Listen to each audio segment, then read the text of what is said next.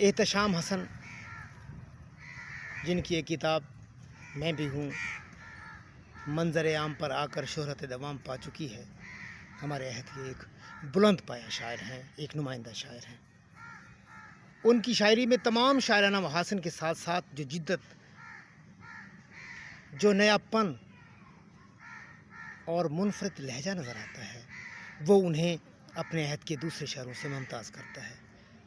ان کی ایک غزل آپ کی خدمت میں پیش کرتے ہیں، امید ہے آپ کو بہت پسند آئے گی۔ شعور ذات میں جو شر تلاش کرتے ہیں، شعور ذات میں جو شر تلاش کرتے ہیں، وہ موتیوں میں بھی پتھر تلاش کرتے ہیں۔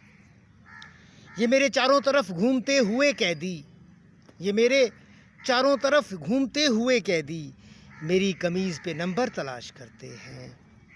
کمال ہوش میں ہیں چند سر بریدہ لوگ، کمال ہوش میں ہیں چند سر بریدہ لوگ، یہ اپنے دھڑ کے لیے سر تلاش کرتے ہیں۔ جو پھڑپھڑائیں پرندے اڑان سے پہلے، وہ بازوؤں پہ لگے پر تلاش کرتے ہیں۔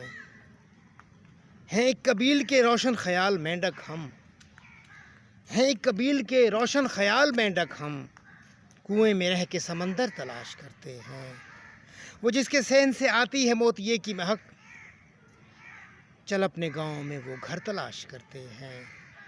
تیرے جو خط تیری ضد پر جلا دیے تھے کبھی، تیرے جو خط تیری ضد پر جلا دیے تھے کبھی، ہم اپنی شیلف میں اکثر تلاش کرتے ہیں۔ پھر اپنے آپ کو بھی ہم وہاں نہیں ملتے، پھر اپنے آپ کو بھی ہم وہاں نہیں ملتے، جہاں پہ خود کو چھپا کر تلاش کرتے ہیں۔ اور مقتارض ہے کہ بجائے چارہ گری کے یہاں کے لوگ حسن، بجائے چارہ گری کے یہاں کے لوگ حسن، ہر ایک دکان پہ خنجر تلاش کرتے ہیں۔ شعور ذات میں جو شر تلاش کرتے ہیں، وہ موتیوں میں بھی پتھر تلاش کرتے ہیں۔